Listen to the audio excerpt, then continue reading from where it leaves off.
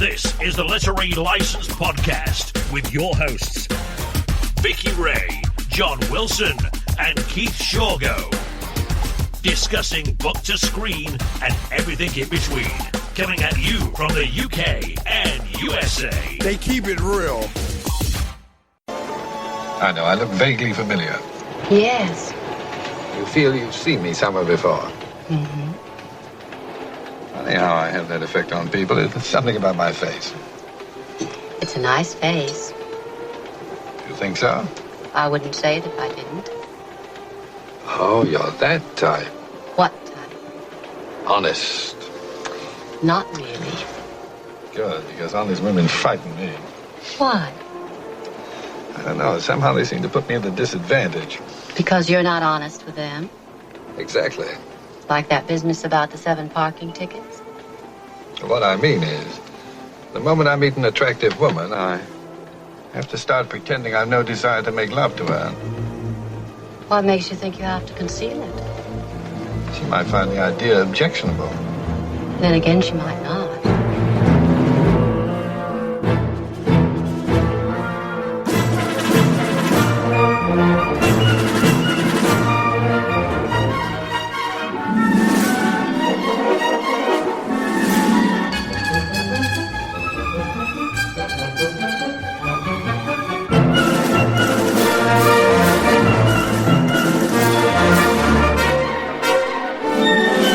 Somebody start the bidding at $750, please. How do we know it's not a fake? It looks like a fake. Well, one thing we know is you're no fake. You're a genuine idiot. Thanks.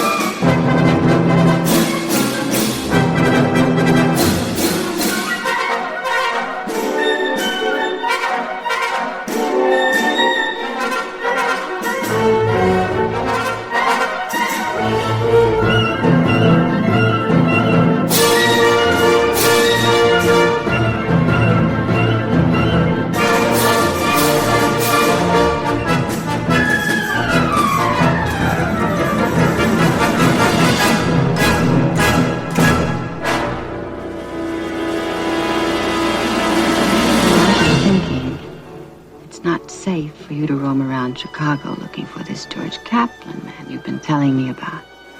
Because you'll be picked up by the police the moment you show your face. Such a nice face, too. Now, don't you think it'll be a better idea if you stayed in my hotel room while I located him for you? Brought him to you? Can't let you get involved. It's too dangerous. I'm a big girl. Yeah, and in all the right places, too.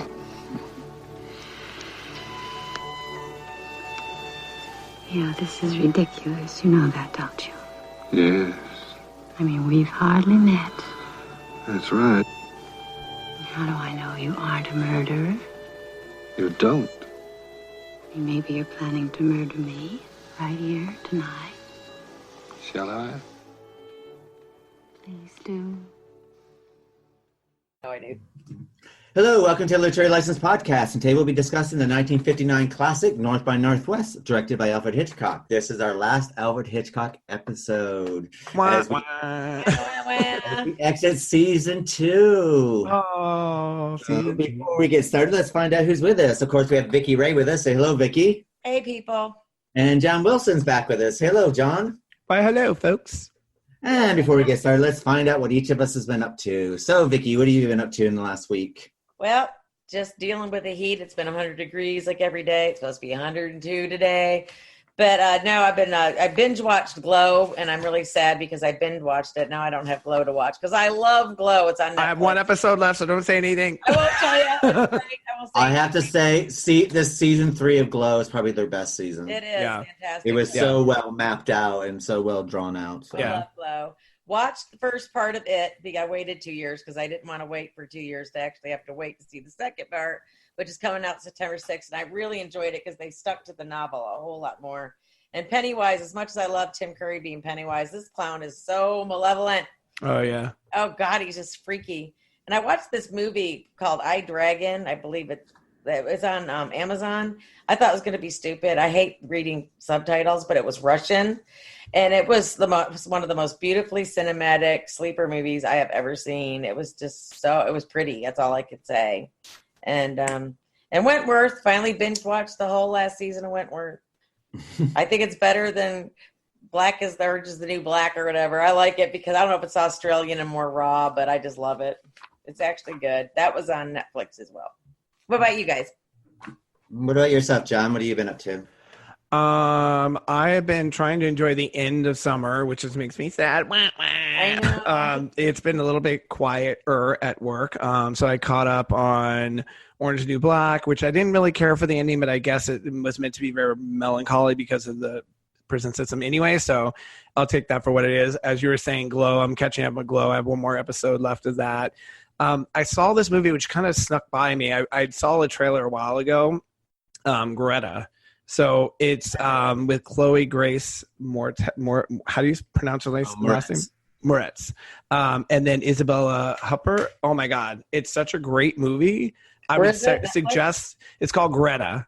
On Netflix? It's I watched it on Netflix, I think. Yeah, I think it was on Netflix. It was either Netflix or Amazon. Don't watch the trailer because the trailer gives away way too much, but I would say it's kind of like a single white female meets Misery. So it's really interesting. Total mayhem and and it's there's points where you just get tricked. There's just like really crazy moments that happen in it. And then the other one I just saw too in theaters was After the Wedding with Julianne Moore and Michelle Williams. Such a great movie. The ending was a little melancholy, I guess. But it was such a great movie, and there's a bunch of moments where you're like, oh wow, this is shocking because you don't know what's going on and what's happening, and as things are getting revealed, you're just like, oh wow, okay. But great movie. Sounds great. And myself, basically, I finished Glow. Excellent season 3.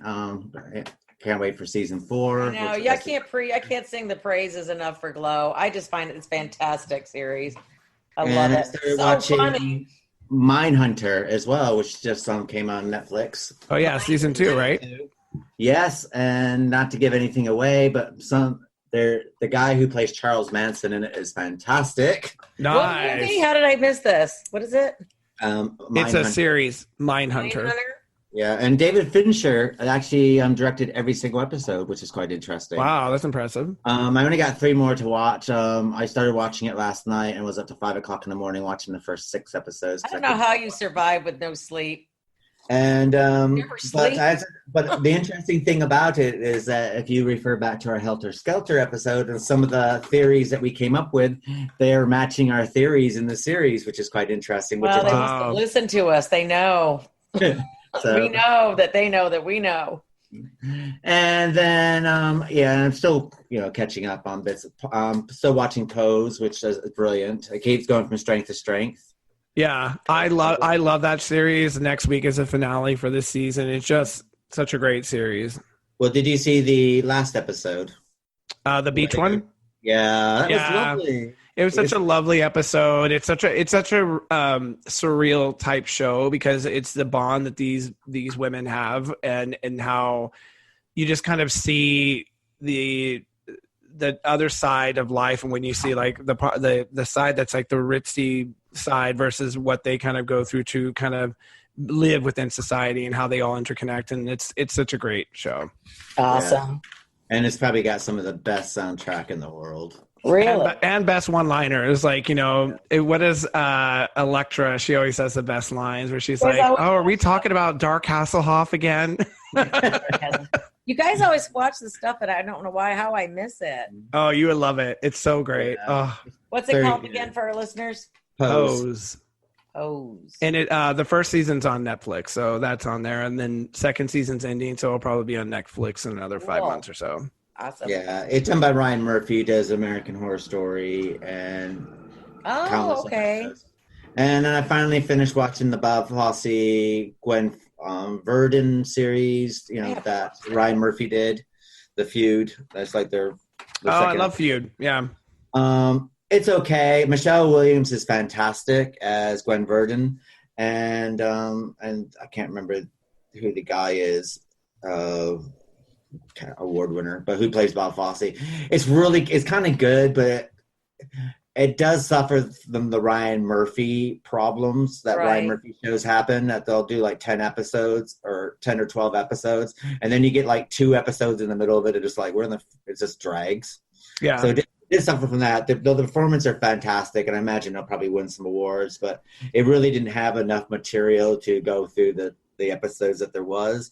And both people come across as total assholes. So it's just like, Bob Fosse is probably one of the world's greatest choreographers and one of the greatest movie directors of all that jazz and Cabaret and Lenny.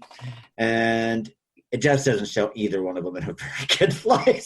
And that's the thing, is you have to have some redeemable qualities, because otherwise it's like, why do you care at all? So yeah. But besides that, I've just been living my life and watching my reality TV programs, and I've caught up with The Hills, The New Beginning on MTV. So yeah. It was quite interesting, because what makes it interesting is because Brandon Jenner's on it, of course, because he was on the original series, and he talks about his father, and he says something quite interesting, that when the show's been off the air for 12 years now, so they brought everyone back for a reunion, right? It's like a reunion series, and got Spencer and Heidi and everyone back. But what he was sitting there saying is that he got married 4 years ago, and when Bruce met his wife, he goes, "Oh, Caitlin, that's a nice name," and so he took his son's wife's new name for his name. Oh, Caitlin. Shut up! No, that's hysterical. Yeah.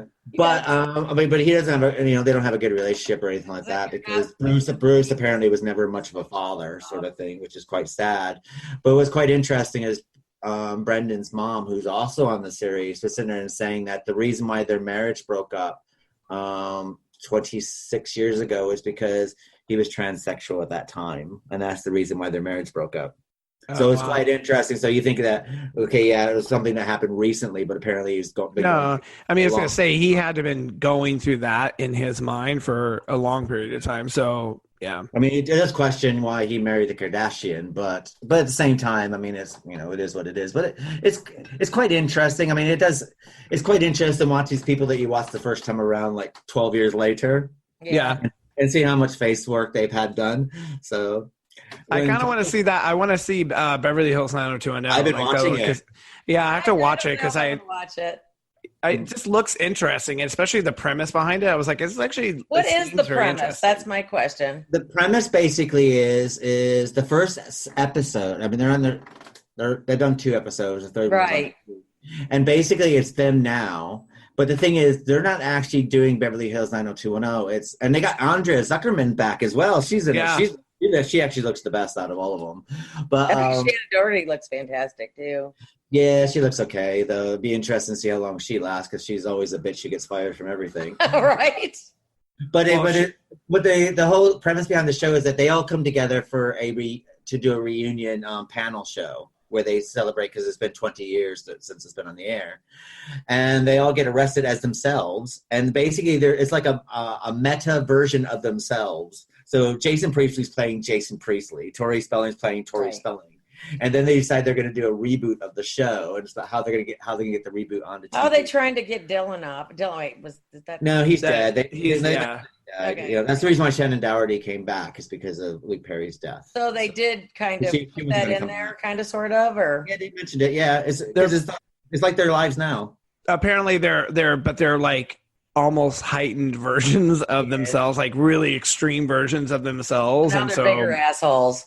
yeah, I mean, it's meant to be like kind of, because I think Tori Spelling is the one who wants to try to get everyone together, but it's almost like from a standpoint of like, hey, you know, this would be a great career opportunity, you know, because she like at one point, like a lot of people are the map for a while.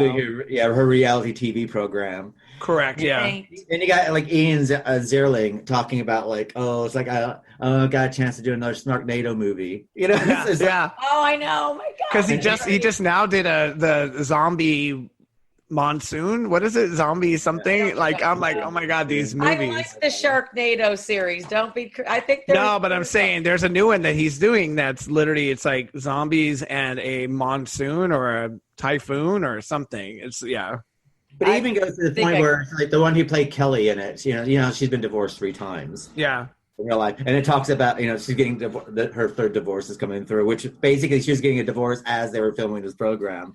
So it's quite. I mean, it's fun. It's interesting but you know, you do see how they've aged, and it's kind of startling. Like Stations Priestley, how much he's aged, and you're kind of like taken back by it a little bit, but it's enjoyable. I mean, it's not going to set the world on fire, but it's doing well in the ratings, so people are watching. I'll have to pop in and watch one or two of the episodes. It reminds me of the show The Comeback with Lisa Kudrow. I love Lisa Kudrow, and so the fact that it's as if she's making fun of her, like it's her playing a character of someone who is a childhood actress or a famous, you know, ensemble cast actress. So like as she was on Friends, Valerie was an ensemble actress, and how once the show ended, her career just kind of was like, you know, like. So it's interesting that we'd take that route, because I love that. Well, The Comeback would also have Miriam Balak in it, isn't it, from Blossom? Yeah. And she'd come in and she'd be like, because she was going to college at the time. It's just like, and she'd walk in and she goes, oh God, it's Blossom. Blossom, because aren't you supposed to be in college? Yeah, so, yeah. You know, so I think it's interesting. So I've been quite enjoying it. So before we go into the actual discussion of North by Northwest, we have a special PSA about the shark finning trade by Eli Roth. We're going to let them talk to you about the shark finning trade and how you can stop it and get involved. And we'll be back after a word from the shark people. Hi, I'm Eli Roth. And I'm underwater cinematographer Joe Romero. We're here on behalf of our friends at Shark Allies. There's a very important moment happening right now in Florida legislature, and we need your support. Florida imports and exports more shark fins than any place in the country. And there's a bill on the table to ban it completely. Shark finning is illegal in the U.S., but the shark fin trade is not. It's only illegal in 12 states. Florida will be the 13th state out of all 50 to adopt the no shark fin trade policy. Even though the shark finning is illegal, the trade is actually driving more illegal activity. If we eliminate the trade, we can eliminate finning. We lose an estimated 100 million sharks a year. It's 11,000 sharks an hour and 3 sharks a second. No animal can keep up with that. That's mass extinction. Go here and sign this petition and let your voice be heard. And follow our friends at Shark Allies. Whether you are from Florida or not, we need your help. Let's ban the shark fin trade completely. Hello, welcome back. So make sure that you do go into signing the petition to help the shark trade to stop this happening. As we were saying before, that the sharks have been diminished by 97% now. That's just too much. Wow. Sign that petition. And basically, it's very inhumane what they're doing. They cut off the fins of the sharks and then put the sharks back in the water, and then they drown. So it's very imperative that if you want your children to know what sharks are in the future, you might want to get involved with this to help stop this at the moment, because sharks are an endangered species. And outlining from what Hollywood's interpretation of sharks are, remember that is fantasy. We're looking at the reality of sharks, and you want to help save these species. If you want to get involved, please click on the links in our show notes, and they will be on our website and across our various channels. So this brings us to North by Northwest, which is a 1959 Alfred Hitchcock classic. Now, the reason why North by Northwest was done, because by this time they wanted to make the perfect Alfred Hitchcock film. Yep. And by this time, all Alfred Hitchcock films had certain things that they had involved with it. They would, up until this point, we would see landmarks being used in an Alfred Hitchcock. We also would deal with the everyman, how the everyman would be caught in a strange situation. We have the murder plots and everything like this. And so when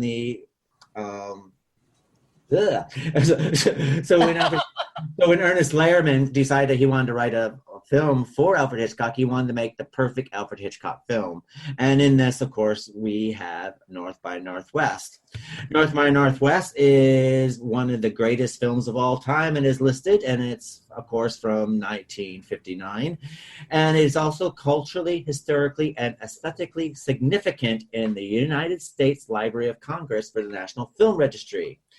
Alfred Hitchcock would consider that North by Northwest was his favorite film of all the films that he filmed, and it's also considered one of the best Alfred Hitchcock films. That if you've never seen one, if you want to see an Alfred Hitchcock film, see this one first. So it is his best, I think. I loved it. The So, Vicki, is there anything you want to add about the making of Alfred Hitchcock's North by Northwest? Well, yes.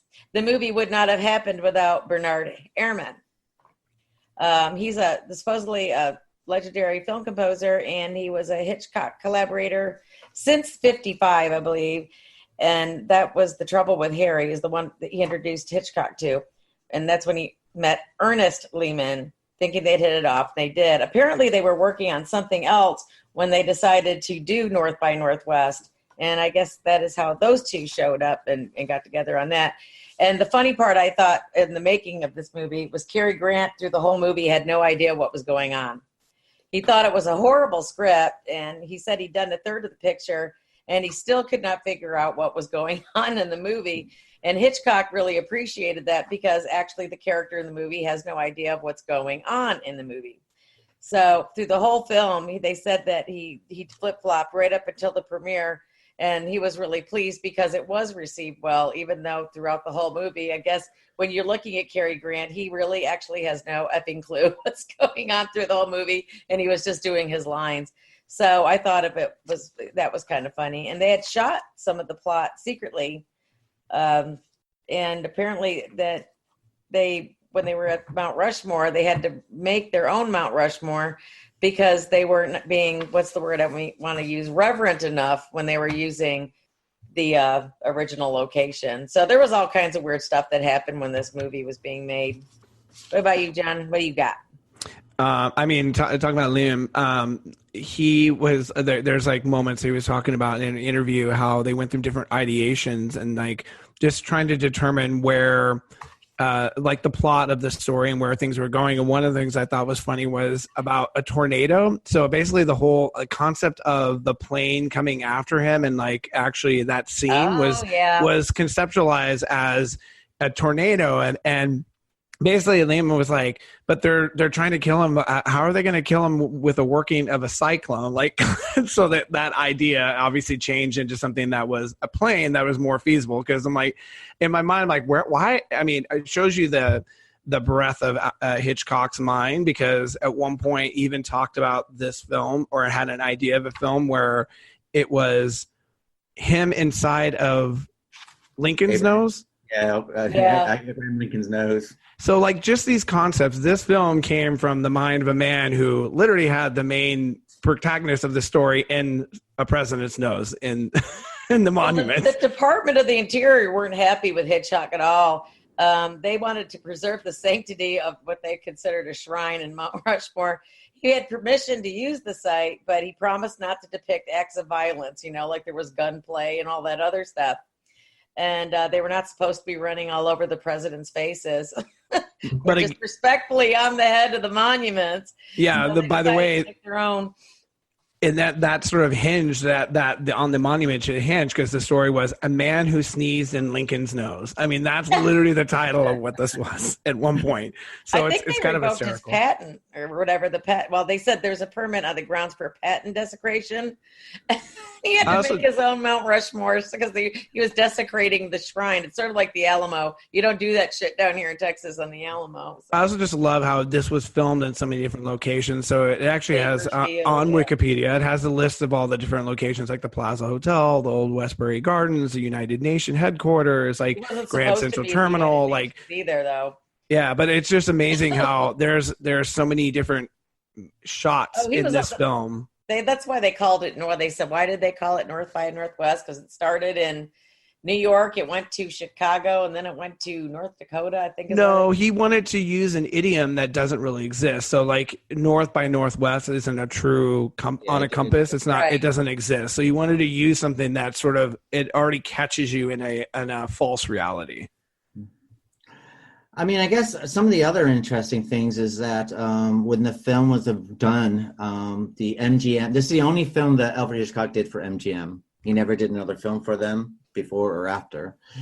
And they wanted to cut it by 15 minutes. So Alfred Hitchcock went to his agent and checked over his contract, and they gave him a final cut that this couldn't do anything about it. So he's able to win that. The only thing that had to be redone at all was they had to redub Eva Marie's line where she said, I never make love on an empty stomach. And that had to be changed to, I never discuss love on an empty stomach, because the censors would have found that too risque for his time. I thought it was still risque. Even though you knew what they're going to do. So it wasn't like one of those things where you're kind of like, oh, they're going to go play chess in her room. You know? It's like, hey, come to my room so we can talk about sex. Yeah. Well, I mean, it was not, I wouldn't call it a lurid, elusive kind of scene, but you knew where it was going. Oh, yeah. Yeah. And, and even at the end of the movie, when they got married, he snuck that train going into the tunnel thing, like, how Hitchcock likes to do. So you knew what that was. So because he was a twisted, dirty old man. And I love how he sneaks stuff in his movies like that, though. Yeah. I mean, I guess another thing to show what a great man Alfred Hitchcock was and how respected of. He's one of the only directors able to film at the United Nations. Yeah. Well, I don't think he was allowed to go in, was he? But you're not even allowed to film outside of it. You're not allowed to film anywhere near the building. But I think there was somewhere where I read. And they gave him special permission to be able to do that. And that shot with him looking down from the top of the building downwards onto the parking lot, that wasn't a set or anything like that. That was actually at the United Nations building. So they did give him a little bit of leeway, which is quite unheard of for his time, or even now.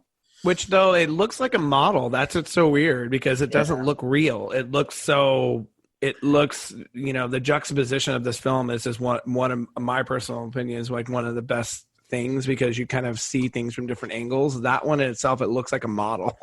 Yeah, I thought it was a model as well. It's only from when I was watching a documentary about the making of this film that I realized it wasn't. It's like, maybe because it looks perfect. Apparently. But then, I think it was also because everything was so landscaped, like all of that, because it's like the circular pattern that's on the ground, and then even the little taxis. I was at one point, I'm like, but the taxis look real, and the person that's walking looks real. So how did they do this? So he did a great job in shooting that shot and making it look not real. Cinematographer. The one fact that I thought was kind of unusual, and I thought was Cary Grant, because you figured he'd be really PO'd that it took longer than what it was supposed to when the movie was made.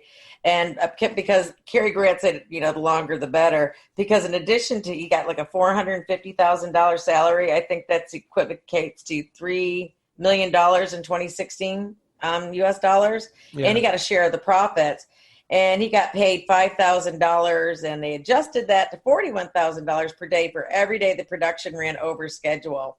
So eventually it lasted for 78 days, shooting did, and it come out to $390,000, which was $3.2 million in our money. So Cary Grant was compensated for his overtime. For his overtime. He got some great overtime. So before we go into the actual commercial break in the trailer, Vicky, do you want to give us a brief synopsis of the film? Yeah. North by Northwest is a tale of mistaken identity, with an innocent man pursued across the United States by agents of a mysterious organization who are trying to prevent him from blocking their plan to smuggle out microfilm which contains government secrets. And the rest is history. So what we're going to do is cut to a commercial break and a word from our sponsors and the film trailer, and we'll be back after a word from our sponsor. Morning face. You get it when you don't sleep well. This is what happened to Linda.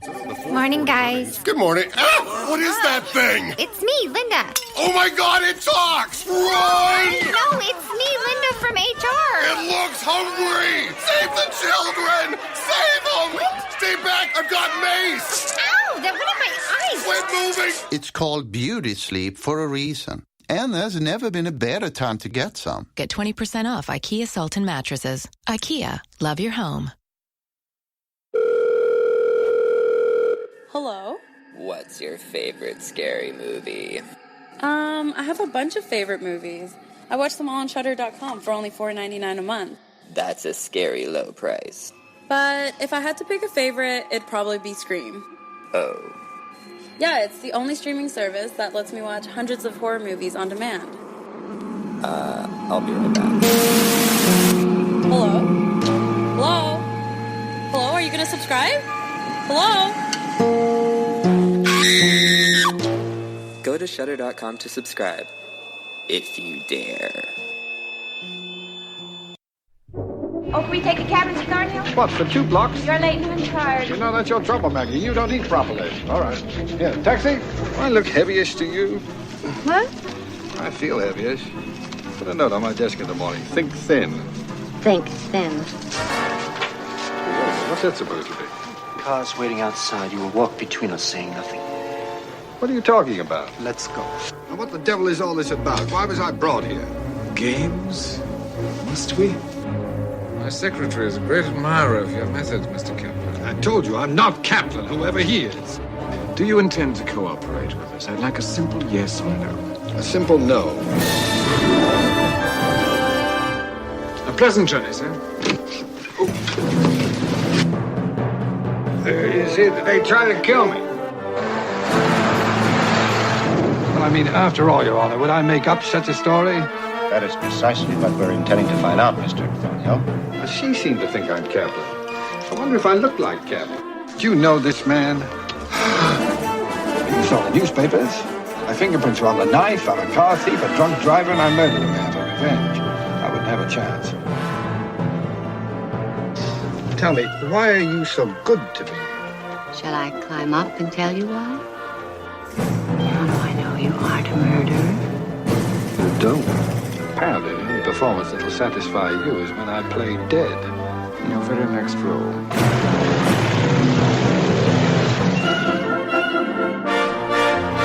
You know, wait a minute, you listen to me. I'm an advertising man, not a red herring. I've got a job, a secretary, a mother, 2 ex-wives, and several bartenders dependent upon me. And I don't intend to disappoint them all by getting myself slightly killed. Oops. I don't like the games you play, Professor. War is hell, Mr. Thornhill. Even when it's a cold one. Is it 1 to 15, upper level?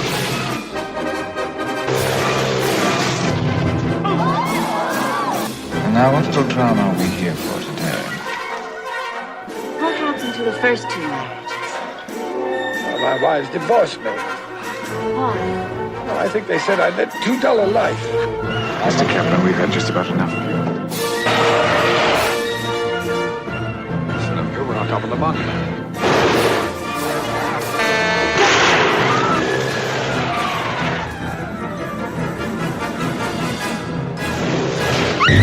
That plane's dusting crops where there ain't no crop.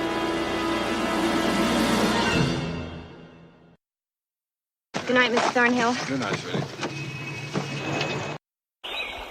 Amazon.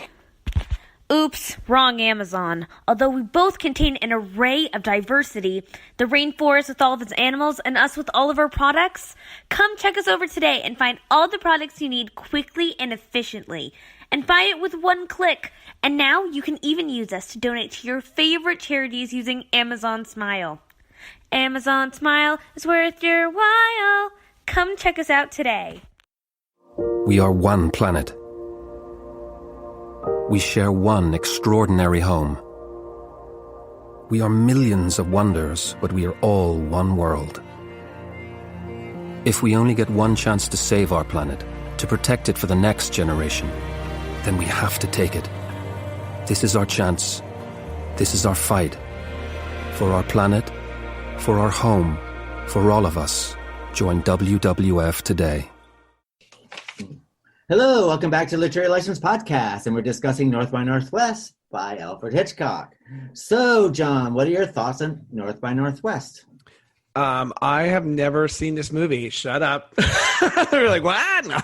No, but I have never, from a film student, I've never seen this movie. And I thought I did. At one point, I think because the iconic scene where he's running from the plane, it's about to hit him. At one point, I was like, I'm watching this film going, wait, I have never seen this film. And it's even though it's a long movie, it's 2 hours and 15 minutes, it doesn't feel long. There's such movement that goes throughout the film, even from the very start where, Roger Thornhill is coming into lobby, and then he gets pulled by these two guys and he's in the car. Like, it's so fast and quick pace in that sense that you just keep kind of moving along. And I just appreciate the biggest part about it is the cinematography of the actual film and how Hitchcock just does it again. And there's so many ways and angles. I do agree that this is probably one of the best Hitchcock style films because it kind of pulls in all these elements of what he's done in the past, that he's some of the stylistics of Rebecca or some of the stylistics of even Psycho, and how the looks and the camera angles and the getting a close up on a person's face and the connection between the two, the Thornhill and the goons, if you will. I just really appreciate the film and his style. And so if you're ever looking to emulate or stylistically approach a film and you want to do it right, watch this film. And you want to, emulate Hitchcock, watch this film. I'm so glad they got Cary Grant though for the lead. I guess James Stewart wanted the lead in this, and because he'd been in 4 Hitchcock films before this. Yeah. And he wanted to be North by Northwest to be his 5th with Hitchcock, but he left the film, but just didn't think he was debonair enough to pull up what Cary Grant pulled up. I don't think Jimmy Stewart probably would have been a good choice for this. I think what's quite interesting is this is one of Cary Grant's last films as a leading man. He would, a couple of years after this film, he would actually retire from actually making films and retire from making appearances in anything. He didn't really, when you think about it. I don't recall. We didn't make any cameos or anything. No, he. I think when was asked why he, in his own words, he said that he was sick of being Cary Grant. He was going back to being Archibald Leach. Oh, gotcha. Because Cary Grant, what's quite interesting is that, and I think this is why what you saw on the screen of Cary Grant could do anything. He was an excellent comedian. If you saw films that he did on his younger days, like Bringing Up Baby, Arsenic and Old Lace, and then he did really great tearjerkers like Penny Serenade and things, and he did dramatic ones like Gunga Din and things like this. I love Arsenic and Old Lace. That's like one of my favorite Cary Grant movies. He's just fantastic, and he could do those pratfalls and all that sort of stuff. And he was really good with physical comedy. He was like one of the first actors to actually be able to do physical comedy, and at the same time do dramatic roles. I mean, we had physical comedy with Charlie Chaplin and things like this, but could Charlie Chaplin do a dramatic role? Yeah. So he was able to do it all, and it's quite interesting that I think after this point that Cary Grant got married and he had a daughter, and I think that he decided to become the family man. So he decided to retire from public life to start his private life, because he never really had a private life. And when you see documentaries about him, and there's an excellent documentary, if you buy the Blu-ray of North by Northwest, there's a fantastic 2-hour documentary about Cary Grant. And all his wives had the same thing, is that all of his wives. Well, he was married 3 times. His last wife was Diane Cannon. Oh, that's right. Okay. And what they all said is that when he married Cary Grant, he never really knew the man. He kept everything very private. But when he had a daughter, all of a sudden he became himself for the first time. It's interesting because that's also a true method actor. You kind of invoke such the character that you have to put you on the shelf for a while to stay into that character. So I'm sure he was very much a method actor. And that guess what leads us to North by Northwest, because even though I did read the notes and it was supposed to be for Jimmy Stewart to begin with, this film is just so Cary Grant. Totally. Every nuance perfect for him is Cary Grant. you got the best of everything going on in Cary, and the comedy. He's so good with the comedy because this movie is a funny script as well. Yeah, it is. It's funny. It's thrilling. It's kind of, and you also have a film that actually highlights Alfred Hitchcock's. What he's always been known for is all these supporting actors, these character actors, and this movie is full of character actors. Yeah. And nothing's better than Miss Josephine Hutchinson, who plays Roger Thornhill's mom. Oh my god! Oh yeah. Sorry, Jessie Royce Landis. Sorry, Clara Thornhill. She was fantastic. Oh my god, she was so funny. When he did know how to carefully, strategically place characters in every movie. And it's just his mother, and she's like doubting him, and he's saying, "But they tried to kill me." Well, but it's also, it kind of gives you, without saying anything, what type of man this guy is, because it's almost like you don't know really anything about Roger at all, other than he's being pursued by these guys, and it's a mistaken identity. What you get from the mother is like, oh, here we go, boy who cried wolf again, playboy. Not really good with money. Oh, he's getting into trouble again. So how many times has he? When so condescending. Have you been drinking? And she just kind of looks at him like again, like she gives him this mother like again, not a disappointed. No, it's like here we go again. But it also plays into the Alfred Hitchcock mother. Yeah, fixation he has in all his films. There's always that strange mother role. He does. That is a running theme throughout just about every single film.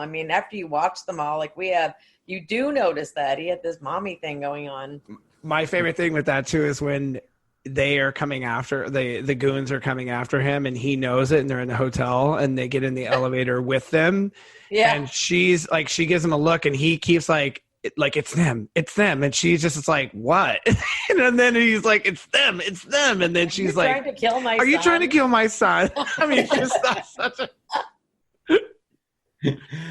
and I found another thing that's quite interesting about the film is that it's always on the move. Yeah, always always. And even when it's kind of funny because even where it should be stationary, there's always some movement going on. Like when he gets taken to the house and he meets James Mason's character. Philip. I love James Mason too. He plays an excellent villain. But even at that point, is like when they're having the conversation, one of them's always moving. Yeah, around the room, circling the room. Yeah. Yeah, and and if they're standing still and not sort of thing, then they're on something that's moving. They're on the to be an exhausting director. Literally an exhausting director. That's a lot of staging. If you think about it, like you're having to stage, like Keith was saying, if it's something that's not moving, like a train, it's like the hotel room. When they come to the hotel room with him and the mother he's searching the room and he's walking around the room. He's talking to her. And so she's stationary, but he's not. He's going and doing that. Then it's get out of the room and now I have to get out of here. And now I have to get out of the lobby and now I have to get in a car. And then they're in the car. So everything is just constantly, the pacing of it's moving. Exactly. I think the most stationary you get is towards the end when it's Ava and the two guys that she's trying to what's their names, like that scene, that's probably the only scene where they're just sitting there and they're talking about things, but other than that, for the most part, everything is moving. But at the same time, that during that scene, you talk about when he shows up at the house. And so then he's the one who's moving. Then he's the one who's moving out and around. And then when she's sitting there, then she's picking up the book and she's looking at the book or whatever she's doing. And then the people are moving in the background, so you see their feet moving. So it's kind of like it's quite interesting to be able to, I'm just trying to think of if there's any stationary. Even in the beginning when he shows up. He doesn't even sit down at the table when he first shows up, when the mistaken identity first starts. Yeah. He shows up, he's moving around a bit and then goes, I have to go call my mother. Yeah. And then you have the guy moving. And then when he finally does sit down, then you have the guy moving around asking for the guy when he raises his hand to be able to send a telegram to his mom saying that, it's about the opera that night. So it's funny because the camera is what follows a moving object too, because they do that really good in the when he's at the United Nations building and he comes in And so from where he leaves to come over, it's like he's talking to the woman, but then the camera follows over, leaves him behind, then follows over to the other receptionist, and then he walks over to the receptionist, and then the camera goes back to the stationary guy. So it's a lot of like volleying with the cameras of where something's stationary over here, but over here things are moving. Which is even when they're trying to force him to drink alcohol, they're all ganging up on him. I was trying to figure out that scene. It's like, how do you dump alcohol without somebody regurgitating down? I mean, did you see the glass of alcohol? It was a full-size glass of like Lipton iced tea from Texas. Like, I think he drank it, but like I don't think because that would have killed him if they literally just poured it down his throat like alcohol. Like no. I mean, it's quite interesting that this is a film about traveling and moving, and it's all done by filming of moving and traveling. Yeah. I mean, I have to say that, I didn't ever actually take note of how long this film was until you said it, but it does not seem like 2 hours and 15 minutes. No, because it's so fast. It's sort of like when you're at work and you're busy, and then you look up and you see the clock. It's like, oh wow, it's such and such a time. I watched it from beginning to end without even going to take a pee. I think you know what I think it is that it's like one of these where you're trying to determine why there's a mistaken identity, and while you're in the process of trying to figure that out, he just keeps getting himself in deeper, more and more trouble. So it's like, there's first he's like driving intoxicated and they arrest him, and then when there's that, then he goes to the United Nations and he's trying to talk to someone he thinks he knows, and they get killed, and then he grabs a knife like everyone really does back then in those days. I know, like, let me take the knife out. Why did someone do that? Like, why are you? That's what I was saying. I go, this dumbass is going to take the knife out of his back. Here we go. But then that sets it ups the ante, right? So now he's on the run. So now, before he was on the run from these guys, now he's on the run from the law, so that's what keeps it'd be one thing if he was hiding out somewhere and you're hiding out and you're not really doing anything. It's sort of, that's where the pace starts to slow. But when you're constantly moving just to get away, then, yeah. Well, another thing I quite like about it is the simple fact that it has that Alfred Hitchcock tells you everything. He tells you everything.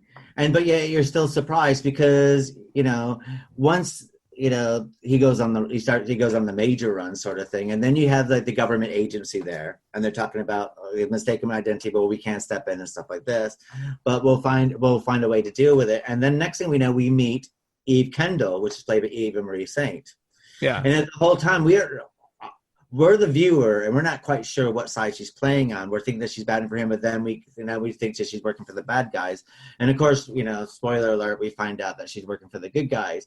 But then we're quite shocked when we find out that she's working for the good guys in a weird way. Even though he's already told us an hour and a half before that she's working for the good guys.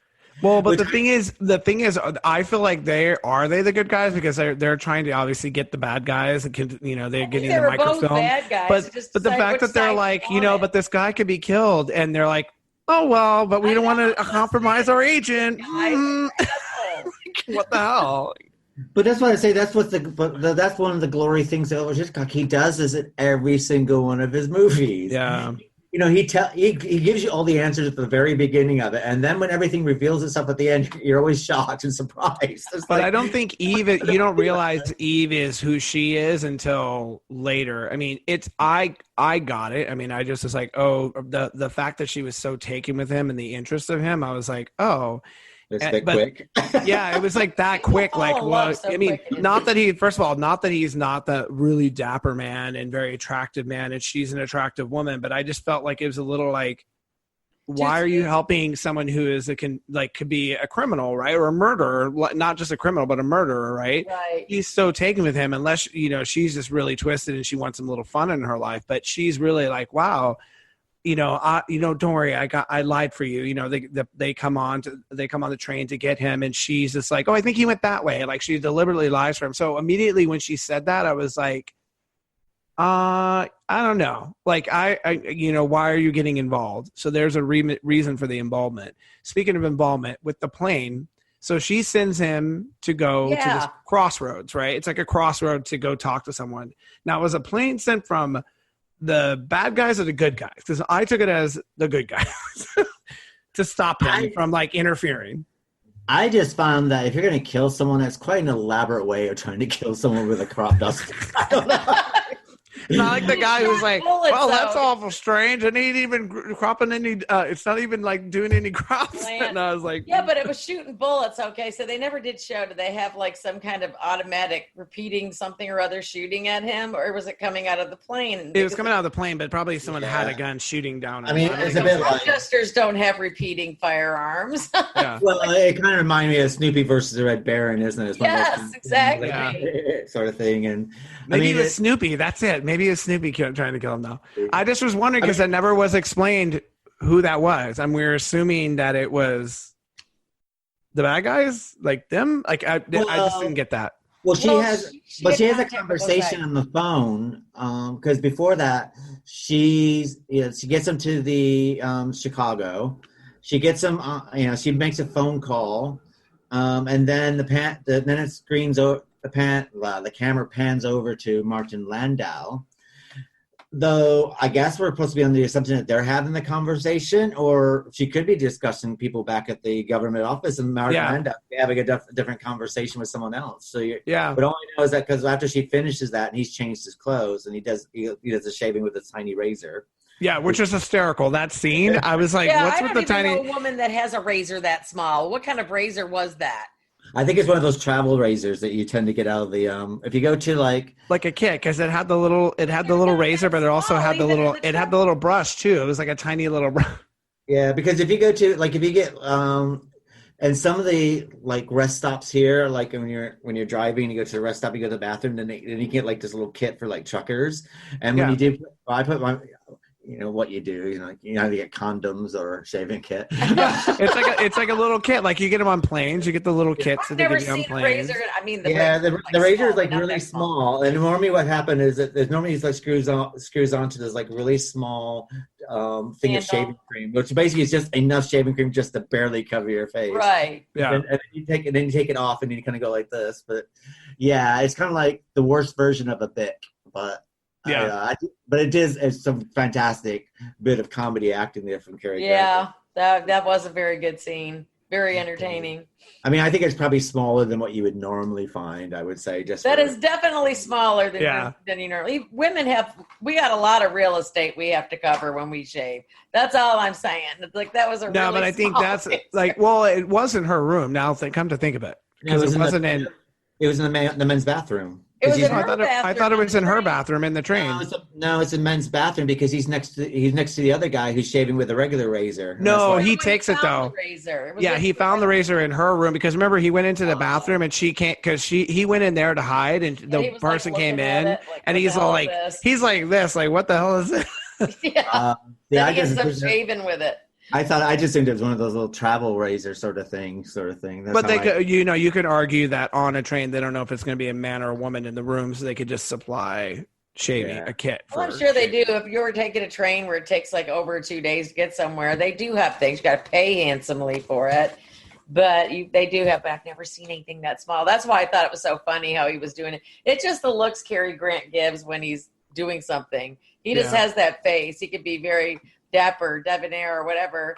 But I mean, he's got that comical face too with those goofy looks. It's like. Well, I think that's what's important with this is that the type of character he is in this is someone who is always sort of calm and reserved, even though he's in a constant chase. Whereas, like, compare this to Vertigo, right? Like they're like constantly sweating, dying. Like he's like enamored. This he's just always reserved. Like, okay, what am I going to do now? What's next? Like, where am I going to go?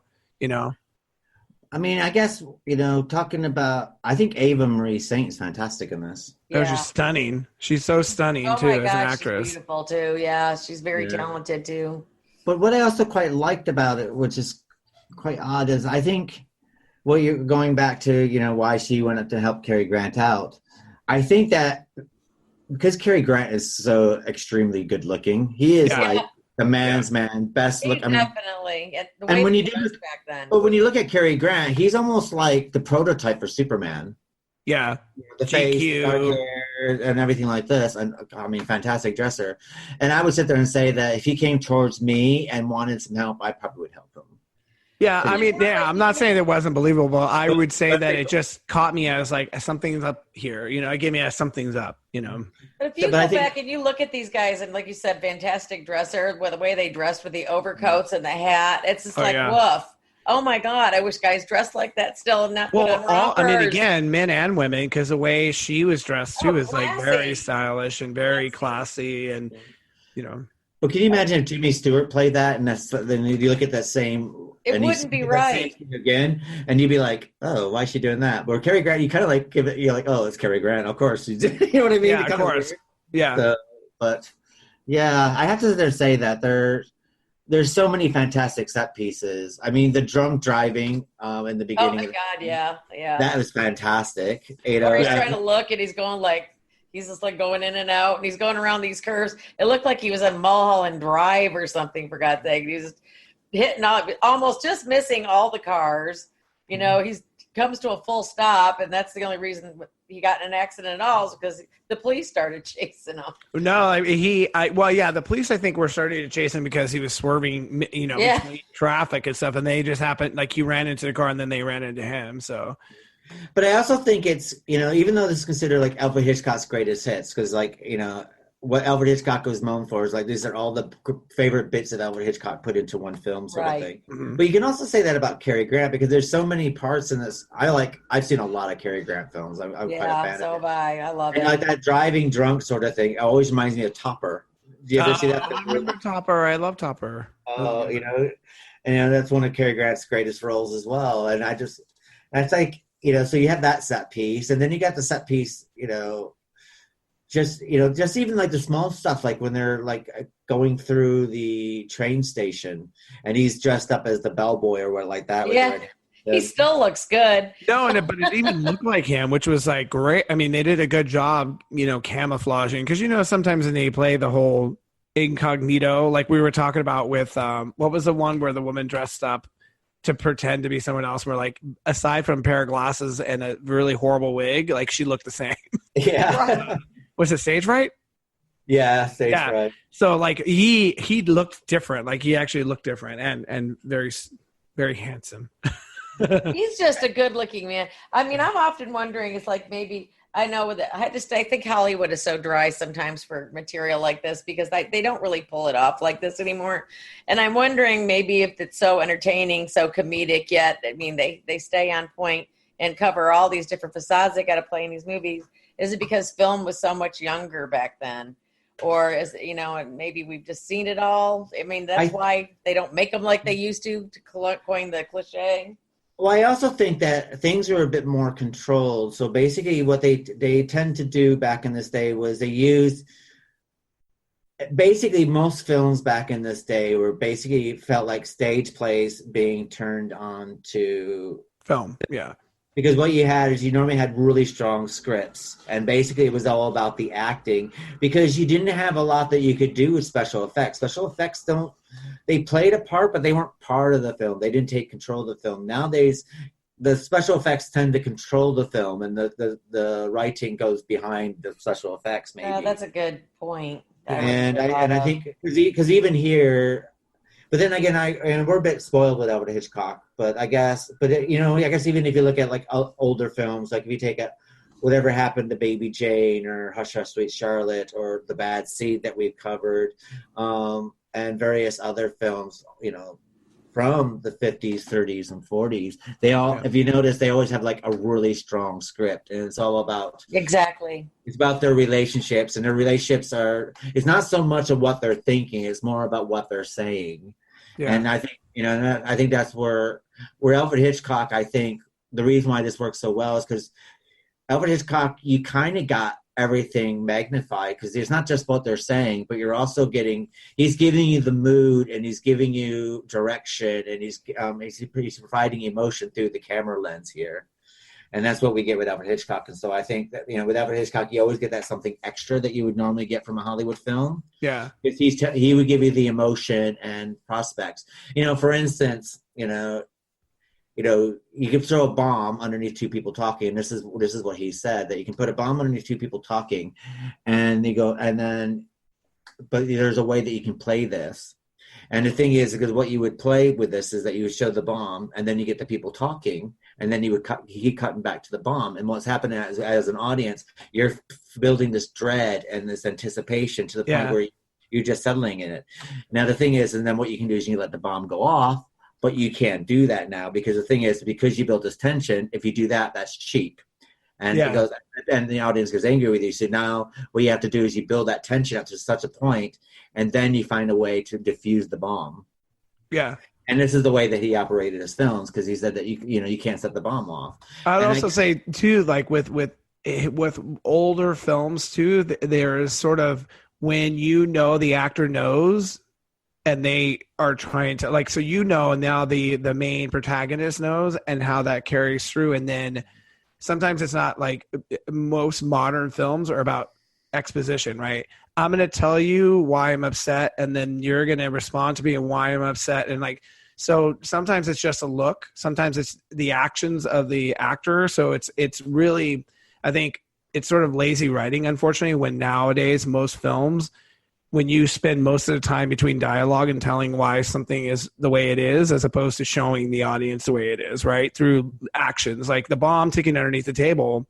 Like that's just, it's not, there's a bomb under the table. What should we do about the bomb under the table? I don't know. It's ticking down. Let's talk about the bomb under the table. Why don't, like all of that takes away from that, right? You could have the bomb under the table ticking. And then once it's close to like say 5, the person goes, we need to move now, right? And then that's like it sets, we got to move. I think it's just, unfortunately, it's sad to say most films have a lot of lazy writing, and when it comes to exposition and being able to show, not tell me what's going on. I also think that as a society, we're not as repressed either. We can tell people what we think now, and I think back then you had society etiquette that you dealt with, and you didn't tell people exactly what you felt. You can relay how you felt, but you didn't actually use those words. You would, you'd have to be more clever, because, everyone, and maybe it's a lesson that we can learn for today, but everyone respected everyone else, and it doesn't matter. You just respected everyone else. And with respect, you had to compromise your actions around them. You could let people know what your actions were, but you had to be a bit clever about how you're going to voice that. You couldn't just yell at someone and tell them they're an idiot. Yeah. You had to find your way around it, because you had to be polite. It was a polite society. And I guess today, because you don't have that, and that changed like in the 70s, when things became more gritty and stuff like this. So therefore, you now tell people exactly what you think.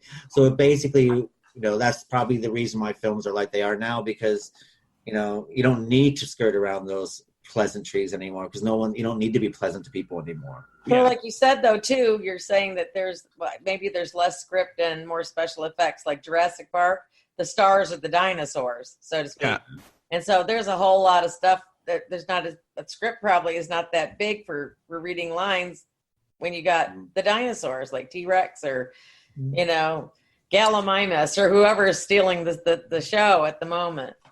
I mean, we do get films today that do have great scripts to them, but they are very far in between. I mean, if you look at things like Hereditary or Midsummer, I mean, that's all, that's basically a hardback to the early days, where it's all based on script and the mood of what the camera is telling you. Yeah. The Silver Lining Playbook is another one that's like, it's all about what they're not telling you. That's what the whole movie's about. Yeah. And you do get them. They're just very far in between.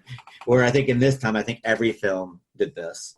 I mean, the one that I was just talking about that I saw after the wedding, it's heavily, heavily, heavily in that sort of era of you're trying to figure out what's going on, because you see the tension of the looks, but you don't know what's going on and nothing's being said. And it's a lot of the interaction that's happening between the main characters that you're waiting for this bomb to drop, because you just know the daggers. One of the characters throwing daggers at this person. The other one, who you think is it's basically like this woman's brought into a scenario where it's her husband and they're having a wedding for their daughter. This woman's brought into this situation where she knows a husband, and she knows a husband, and it's not good, because just the way she looks at him, it's like daggers, right? So then she's looking at the husband, then she's looking at this woman who brought her to this situation like, well, what do you know? Why did you bring me here? And there's just a lot of like tension that builds for a good, probably like 15, 20 minutes. And you're just like, oh my God, what is happening? You know, and it's so good because most films, it's like, you know, the character would look at this person, give him a dirty look, and then someone would come over and be like, what's wrong?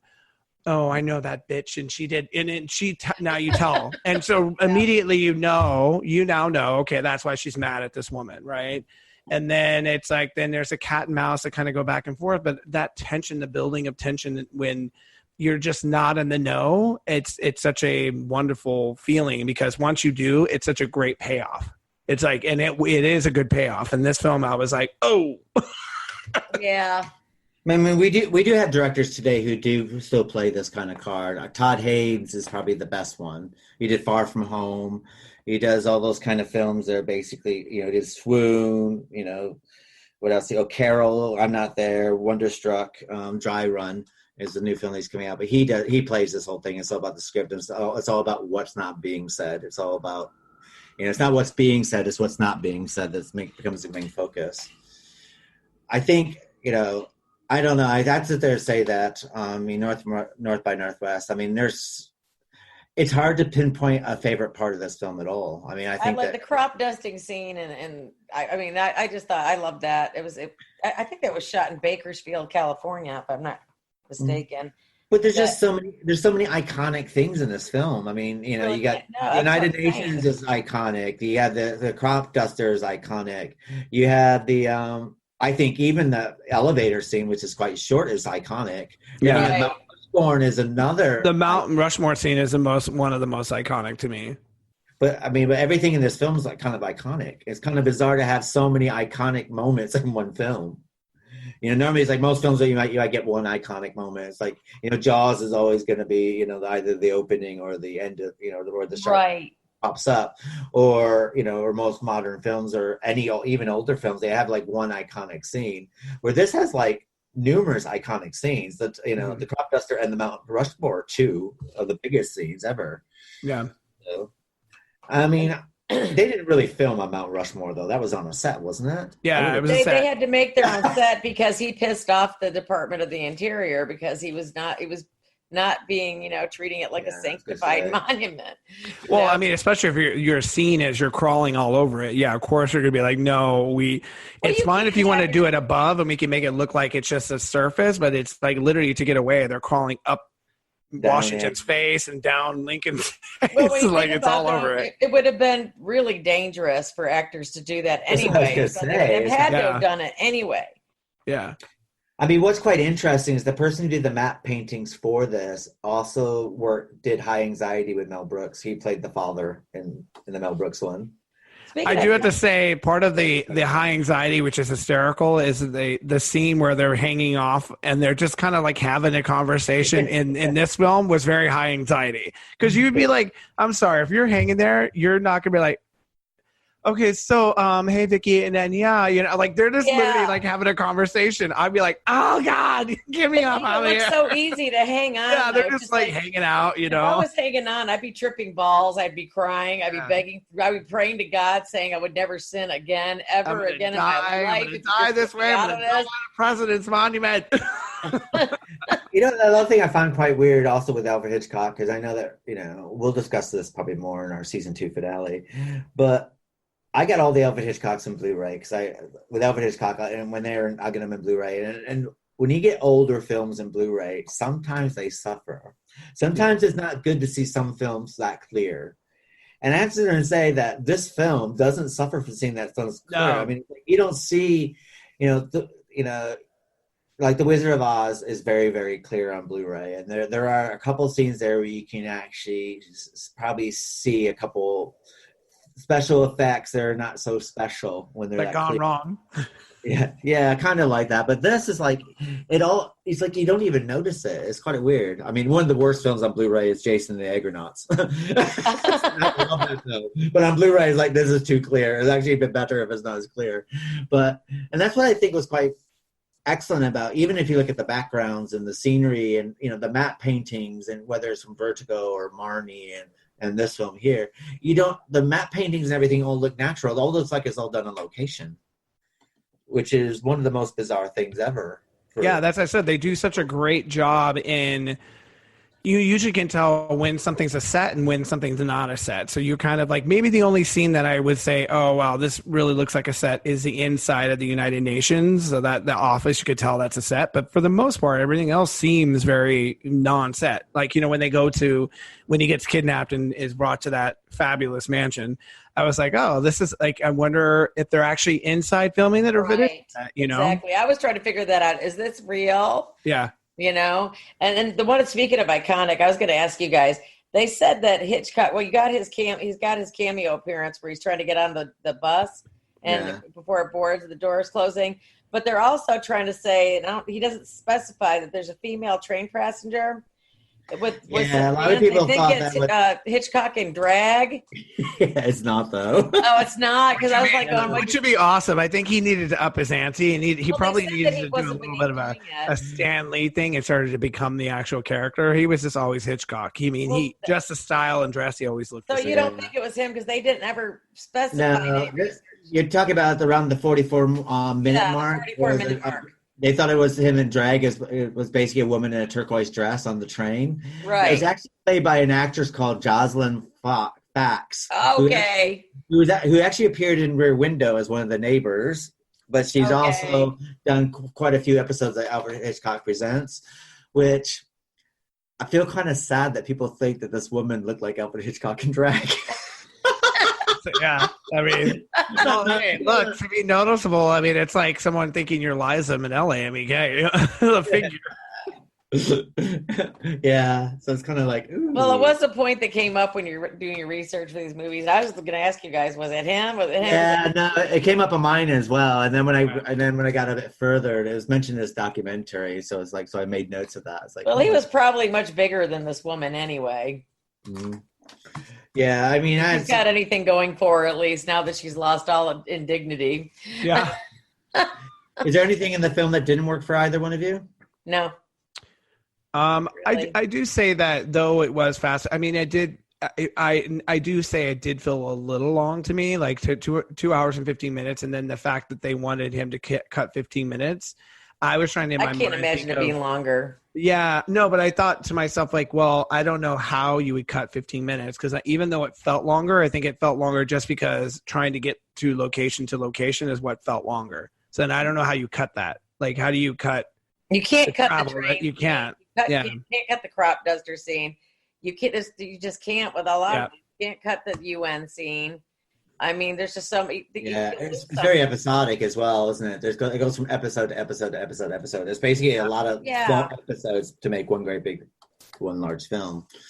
Yeah, I mean, I can't find one thing to fault about this film whatsoever. So, yeah, I mean, I love that he ties in multiple genres. He ties in the suspense. He ties in the love story. You know, there's a whimsical, witty humor comedy in it. So it's like he does such a great job in not making a Bond film, right? Which is like chase, fight, shoot. You know, it's not like that type of thing. There is a love story that's in there. There is the comedy of trying to get out of the situations. Because at one point, like the scene at the art house and then doing the auction house and trying to like, that was a very funny scene because you're like, what is he doing? And like he kept going backwards instead of forward. They're like, you know, we have 1,000 over here, and he's like 900. Oh, I know that the auction scene was great. That was fantastic. But I love that they cut the suspense because you know something's happening and what's going on, and then he's in this situation where he's like, oh, here I am again, where they could get me, but how do I get myself out of the situation? And it's brilliant. It's like it's actually really brilliant. Arrested. Yeah, he gets himself arrested. $1,500. And he's like $9, and they all start laughing, and they're like, "Get him out of here!" You know, it's like, oh, that's so good. But even the person we didn't mention, and he probably is totally overlooked here, is James Mason part as Philip Van Damme. He plays the most excellent villain from this all the way to Salem's Lot. You know? Oh, he's fantastic. Yeah. Even Martin Landau's brilliant in this. He looked better when he got older, but he yeah.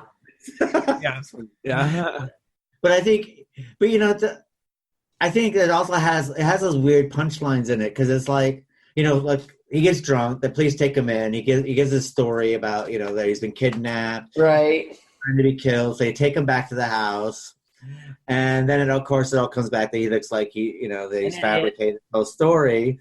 And then they're leaving and go, well, no one believes me. And then the mom goes, oh, just pay the $2. Yeah. Really? You're going to do all that? It's only $2? Really? Yeah. She's like, oh, just pay the $2. Back then is $2. It's like a $20,000 mistake in Texas now. I mean, the first time I saw this movie, I basically, in the 80s, what they did was they cleaned up all these Alfred Hitchcock films and they re-released them at the multiplexes. So I actually saw Rear Window and I saw this like the following week at the Cineplex.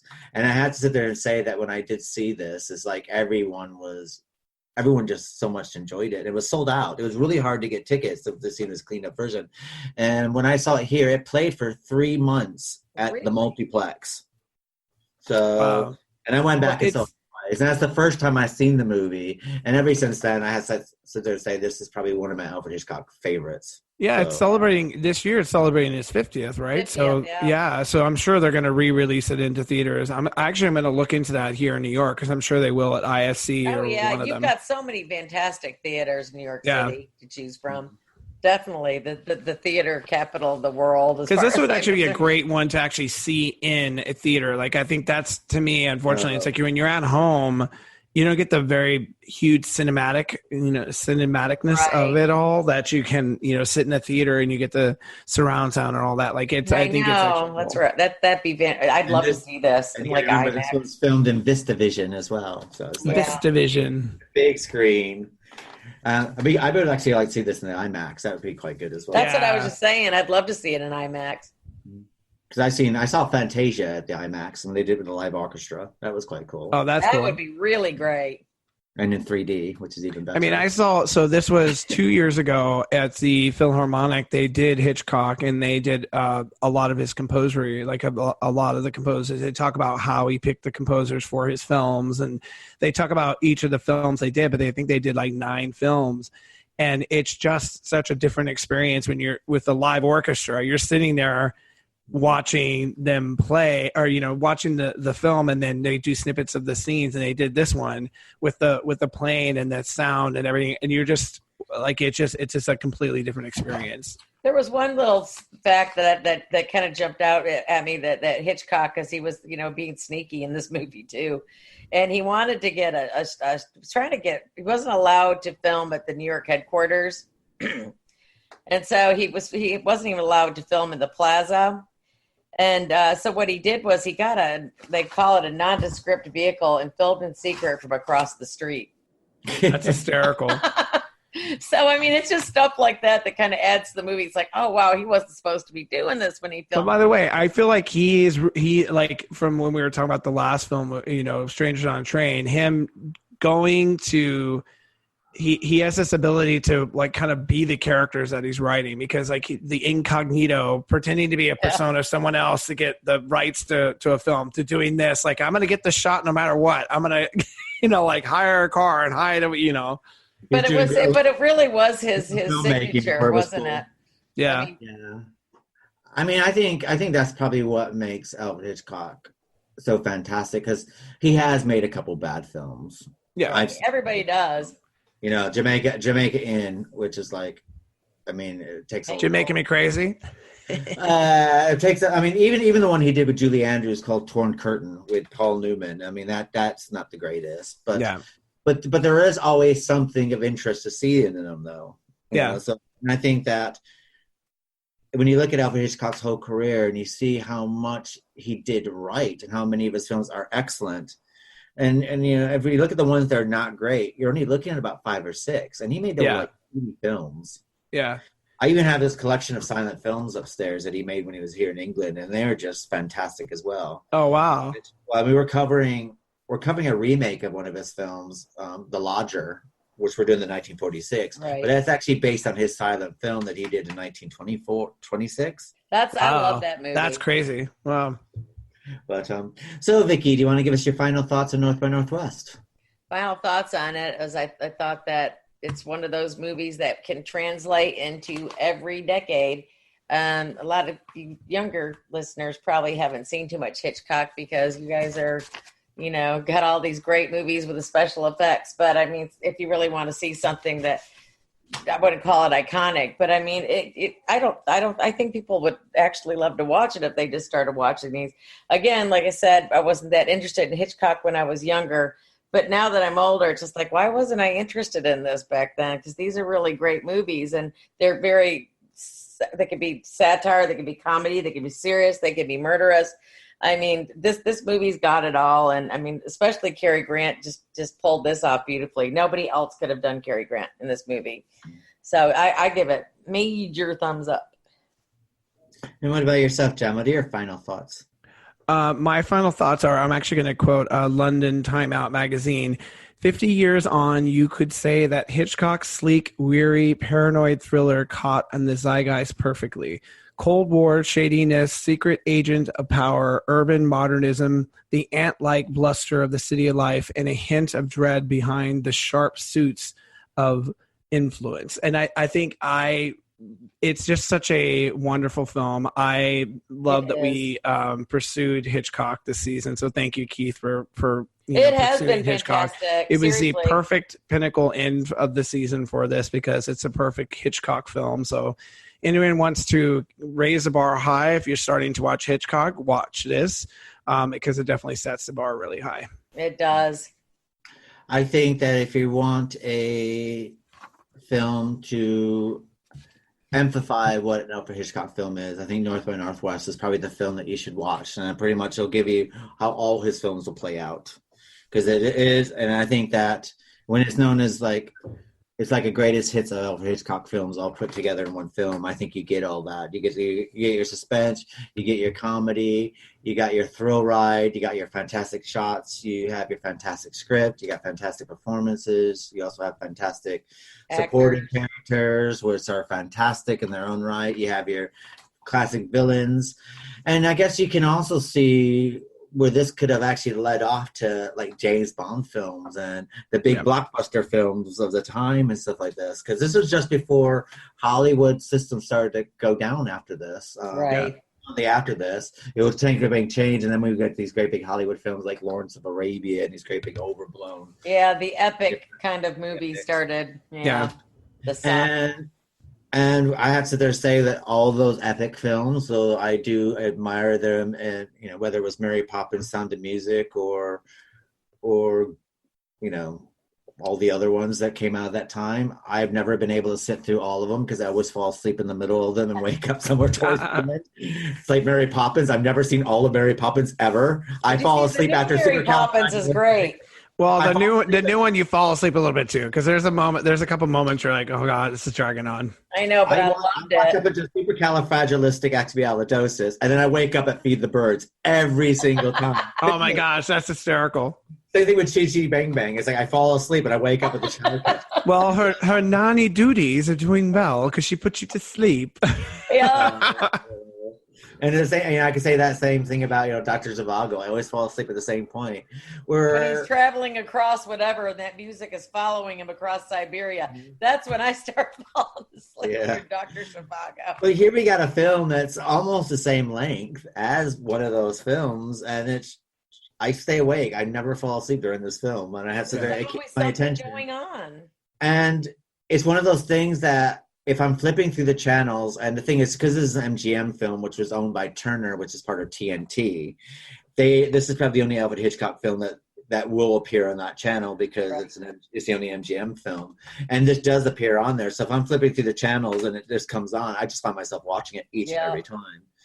And when I was sitting here watching it, Isaac was doing his homework and stuff like this, and he got to the point where he couldn't do his homework and he just had to watch it. And it does draw you in. So I think this is the perfect Alfred Hitchcock film. It's kind of sad because this is our last Alfred Hitchcock film. Yeah, I know. Our new endeavor season 2, but yeah, it's one of my favorites. I got so many favorites by him, but this does tick all the boxes for me. Yes, it does. It's been quite an epic journey exploring the ins and outs of Hitchcock this season, like a boy who just loved his mother to death, a man in a frenzy, a woman who had birds on the brain. There are also things that lurk in the shadow, even doubt. Stories of ladies vanishing caught in a vertigo. I think her name was Marnie, or maybe it was Rebecca. Hitchcock had a way of tying the characters together and sometimes even setting them adrift on her lifeboat. He had cameos in all of his films, so he definitely wasn't afraid of stage fright. So the next time you are stuck at home, staring out of your rear window, consider instead putting on a Hitchcock film. You never know what type of stranger you might meet on a train heading north by northwest. Speaking of heading, why not head on over to our website at llpodcast.com, where you'll find all of our social and podcast platforms, check out our past episodes, become a patron, as well as read our reviews of books to screen and everything in between. For our next podcast, we will be continuing to explore the Dark Shadow series. We are also gearing up to do our Season 2 review, where we will be discussing the good, the bad, and the ugly of this past season, as well as give our listeners a taste of what's to come for Season 3. Until then, thank you for downloading, liking, and sharing the Literary License Podcast. Bye, folks. Bye, everybody. Thank you, Sam. Hey, wait a minute. What's that supposed to be? Car's waiting outside. You will walk between us, saying nothing. What are you talking about? Let's go. Let's go where? Who are you? Mere errand boys carrying concealed weapons. His is pointed at your heart. So please, no errors of judgment, I beg of you. Oh, come on, fellas. What is this, a joke or something? Yes, a joke. We will laugh in the car. Come. Oh, this is ridiculous.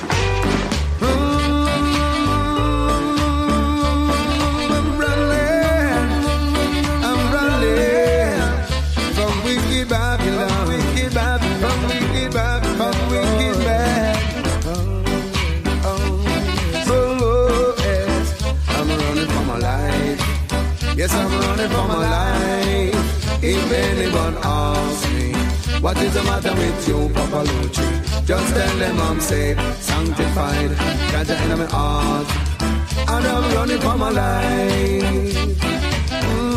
Yeah. I am sick and tired of staying down here, yeah. So much sorrow and pain, so much despair,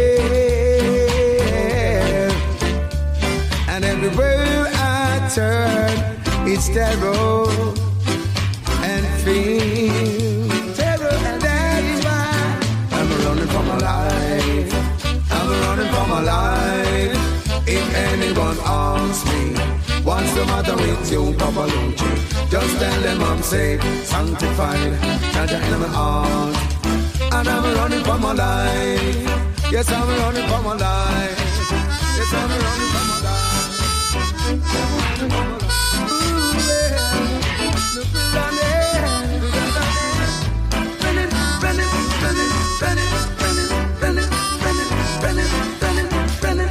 for my life.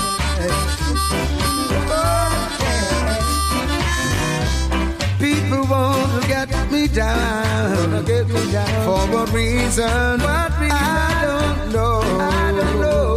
Every good seed that I've sown, there's always someone trying to root it out of ground. That's why I'm running for my life. Yes, I'm running for my life. If anyone asks me, what's the matter with you, Papa Lucci? Just tell them I'm saved, sanctified, got in my heart, and I'm running for my life. Yes, I'm running for my life. You're supposed to be meeting someone here. Waiting for the bus. Due any minute. Some of them crop duster pilots get rich. They live long enough. Yeah. Then your name isn't Kaplan. Can't say it is, 'cause it ain't. Here she comes, right on time. That's funny. What? That plane's dusting crops where there ain't no crops.